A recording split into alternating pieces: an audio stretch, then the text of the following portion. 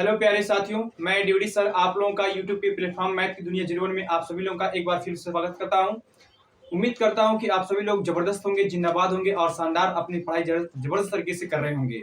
साथियों, आज है 21 जनवरी और कल है आपका जो है 22 जनवरी। और 22 जनवरी के दिन उत्तर प्रदेश के अयोध्या जिले में प्रभु श्री राम जी का प्राण प्रतिष्ठा होने जा रहा है और ये कार्य हमारे भारत के प्रधानमंत्री श्री नरेंद्र मोदी द्वारा कर कमलों द्वारा किया जाएगा। तो ये उत्साह पूरे भारतवर्ष के लिए बहुत ही एक गौरव का विषय है और ये जो है हमारे लिए काफी यादगार साबित होगा, जिससे हम जो है प्रभु श्री राम जी के अपनी कल्पनाओं को अच्छे से निभा पाएंगे और उनके पुरुषोत्तम की कहानियों को अपने आने वाले जनरेशन को बता पाएंगे। तो सभी लोगों को जो है इसके लिए ढेर सारी शुभकामनाएं और आने वाले दिनों में आप सभी लोगों का दिन मंगलमय हो।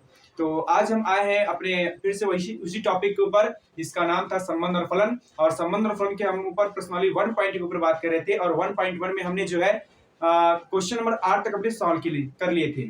अब क्वेश्चन नंबर 8 के हम बात करेंगे क्वेश्चन नंबर 9 और 10 की। तो आज के वीडियो लेक्चर में हम लोग क्वेश्चन 9 और 10 के ऊपर बात करेंगे। तो क्वेश्चन नंबर 9 और 10 क्या होता है आइए देखते हैं। क्वेश्चन नंबर 9 हमने यहाँ लिखा हुआ है, क्या क्वेश्चन नंबर 9 लिखा है, क्या कह रहा है कि सिद्ध कीजिए कि किसी समुच्चय ए, मतलब यहाँ पर कोई समुच्चय ए दिया है और किसी समुच्चय ए में x बिलोंग टू z, मतलब ये कह रहा है कि किसी समुच्चय ए का कोई अवयव x है और वो x कहां से आता है, आपका z से आता है। z एक प्रकार का इंटीजर है, ध्यान रखिएगा, पूर्णांक संख्या है। और ये कह रहा है क्या कि जो x का मान होगा वो 0 से बड़ा हो या उसके बराबर हो, परंतु 12 से छोटा या उसके बराबर हो। मतलब x का मान जो हमें 0 और 12 के बीच में लेना है। 0 भी ले सकते हैं, 12 भी ले सकते हैं। 0 और 12 के बीच में जितनी भी संख्या आएंगी उन सबको लेना है और वो समुच्चय हमारा ए होगा। कह रहा है कि में दिए गए निम्नलिखित संबंधों आर में से एक तुल्यता संबंध है। मतलब हमारे पास दो संबंध है और इन दोनों संबंधों को दिखाना है कि ये दोनों संबंध आपकी तुल्यता संबंध है। और तुल्यता संबंध की मैंने कंडीशन बताई थी, क्या कि तुल्यता संबंध की कंडीशन ये होती है कि जो संबंध आपका स्वतुल्य भी हो, समित भी हो और संक्रामक भी हो, तीनों संबंध बताता है वो हमारा होता है तुल्यता संबंध। तो तुल्यता संबंध हमें दिखाना है, तो मैं पहला कंडीशन को सॉल्व कर जा रहा हूं कि देखा जाए कि पहला जो है तुल्यता संबंध होता है कि नहीं होता है। पहला ये कह रहा है कि संबंध R जो है वो a comma b such that mod of a minus b 4 का गुणज है। मतलब ये एक प्रकार का जो संबंध है मुझे ये दिखाना है कि ये एक प्रकार का तुल्यता संबंध है। मैं पहले इसको सिद्ध करने जा रहा हूं, पहला पॉइंट नंबर फर्स्ट। तो सॉल्यूशन में हम लोग पहले पॉइंट की बात करेंगे कि पहला पॉइंट हमारा क्या दिया, इसको हम लोग कैसे सॉल्व करेंगे। ठीक है, तो पहला पॉइंट हमारे पास ये दिया है कि आपके पास कोई समुच्चय है, मतलब ये ए कोई समुच्चय है जिसमें आपका ये पहला पॉइंट मैं मान लेता हूं यहाँ पर कि पहला पॉइंट फर्स्ट है आपका। इसमें समुच्चय ए दिया है कि x बिलोंग टू इंटीजर है, उसके बाद लिखा है such that 0 less than x less than 12। मतलब x का जो मान होगा वो 0 से लेकर के 12 के बीच में होगा। तब मैं इस a को लिख सकता हूं क्या कि a बराबर में हमारे पास जाएगा क्या, 0 भी होगा, 1 भी होगा, 2 भी होगा, 3 भी होगा, 4 भी होगा, 5 होगा, 6 होगा, 7 होगा, 8 होगा, 9 होगा, 10 होगा, 11 होगा और 12 होगा। ये समुच्चय ए के अवयव हैं। अब इस समुच्चय ए में जो संबंध आपका दिया है, ये संबंध आपका आर जो है इस प्रकार है, फर्स्ट वाला कि a comma B such that है mod of a minus B comma 4 का गुणज है, 4 का गुणज है। ये बोल रहा है आपसे 4 गुणज है। 4 गुणज मतलब ये है कि अगर हम a माइनस बी का मॉड निकालेंगे तो जो संख्या आनी चाहिए वो 4 से पूरी कट जाए। ये कहने का मतलब है कि जब हम a और b लेंगे उसका अंतर निकालने के बाद जब मॉड निकालेंगे तो वो जो है 4 से पूरी कट जानी चाहिए। और a और b कहां से लेंगे, इसी से ले सकते हैं। तो इसको हम लिख के सॉल्व करेंगे और इसको दिखाना है कि ये तुल्यता संबंध है। तो तुल्यता संबंध की कंडीशन होती है कि स्वतुल्य भी हो, समित भी हो और संक्रामक भी हो। तो मैं पहला कंडीशन यहाँ सॉल्व करने जा रहा हूं। पहला कंडीशन फर्स्ट वाला, पहला कंडीशन दिखाऊंगा स्वतुल्य के लिए कि स्वतुल्य है कि नहीं है। स्वतुल्य संबंध की बात करेंगे और स्वतुल्य संबंध यहाँ पर देखिए कि कैसे सॉल्व किया जाएगा। स्वतुल्य संबंध के लिए हम लोग क्या करते हैं कि स्वतुल्य संबंध आप जानते हैं कि जिस अवयव का किसी संबंध में दिया है उनका उन सभी अवयव का खुद के साथ अगर कोई संबंध है तो आपका बन जाता है स्वतुल्य संबंध।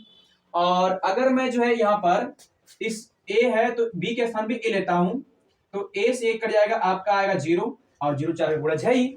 मतलब 0 केवल 4 का ही नहीं, जितनी भी संख्याएं हैं उन सभी का गुणज होता है। जैसे मैंने कह दिया कि 0 में आप 4 से भाग करेंगे तो भाग तो जाएगा और 0 आया जाएगा आपका। इसका मतलब 0 जो है आपकी ये 4 का गुणज हो सकता है।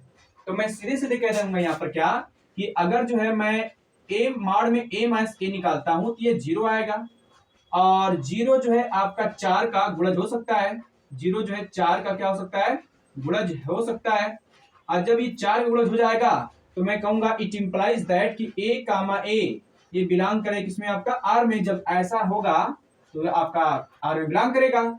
और जब किसी अभी अवयव का स्वयं के साथ संबंध होता है तो उसको हम लोग बोलते हैं स्वतुल्य संबंध। तो मैं सीधे कह सकता हूं क्या कि आर जो है आपका स्वतुल्य है, आर आपका स्वतुल्य है। ये तो काफी बहुत इजी था, इसको हम लोग लगा सकते हैं। अब आते हैं पॉइंट नंबर 2 पर, सममित की बात करते हैं।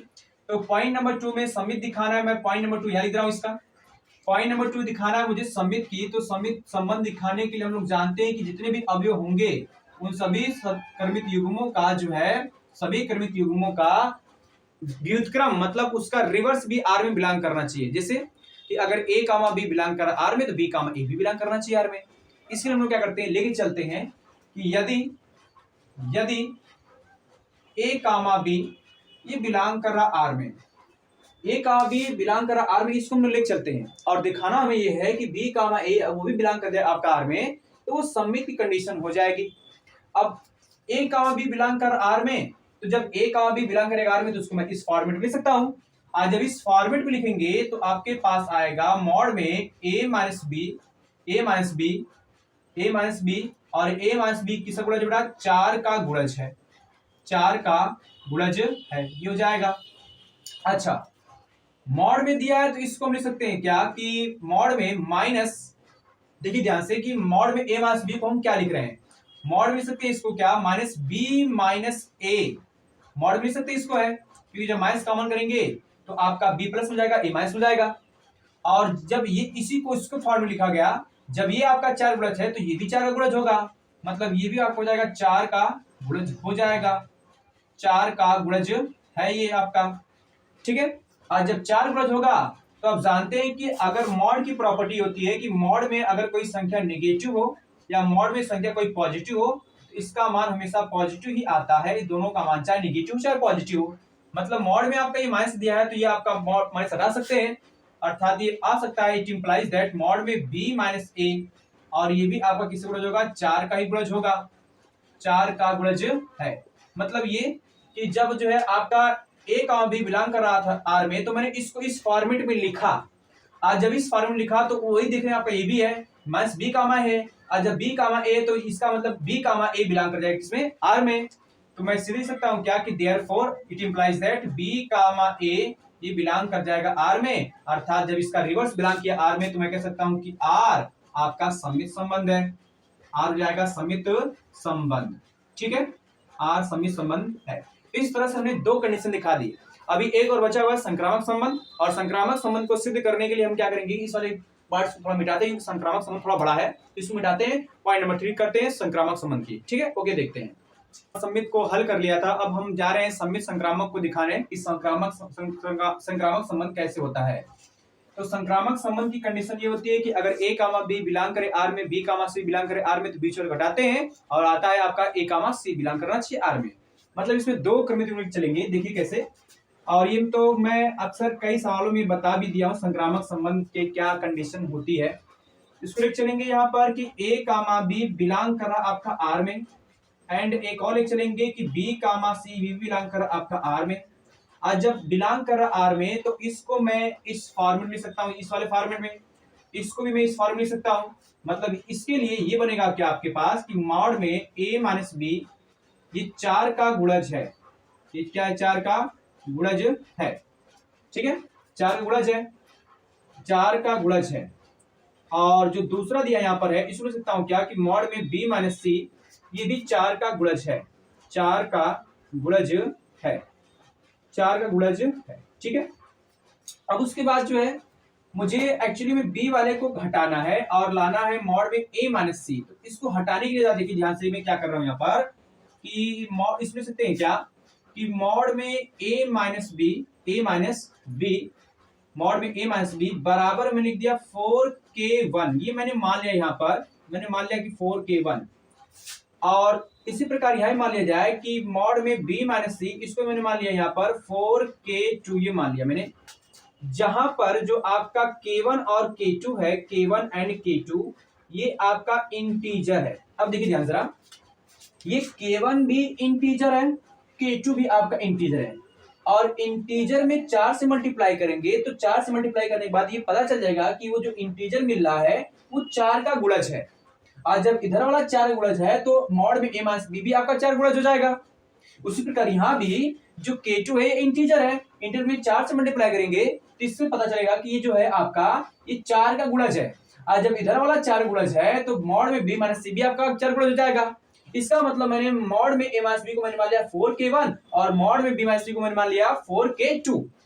ठीक है, अब यहां से मॉड को जब हटाएंगे, जब मॉड को हटाएंगे तो आपके पास आएगा केवल a माइनस b, मॉड हटाया, इधर वाला आया प्लस माइनस में तो आया प्लस माइनस 4k1 हो गया, 4k1 हो गया।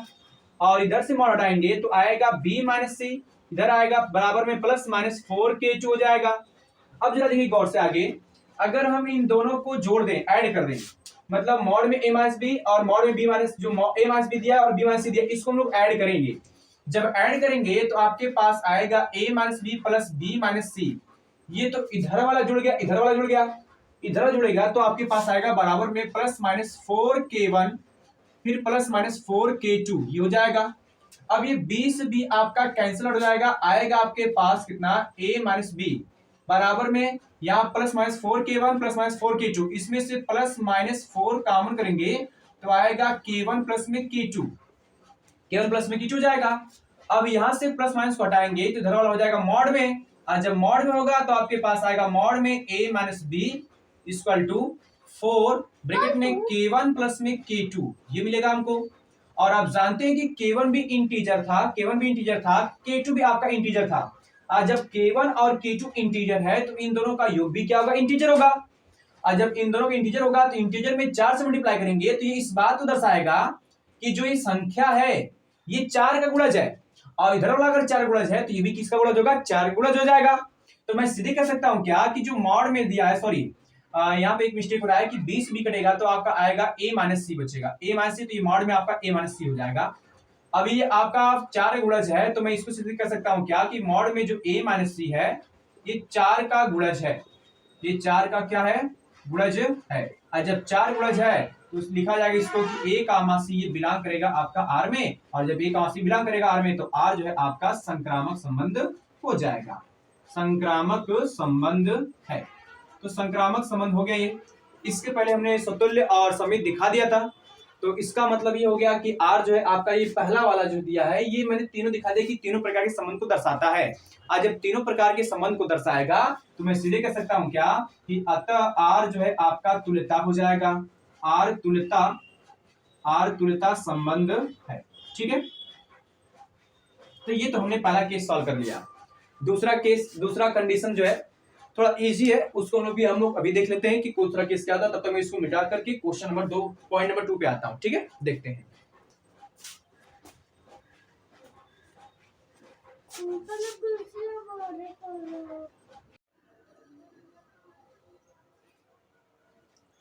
तो साथियों हमने जो है इस क्वेश्चन नंबर 9 के पहले पॉइंट को हमने सॉल्व कर लिया था कि पहला पॉइंट हमारा क्या था, इसको हमने सॉल्व कर लिया था।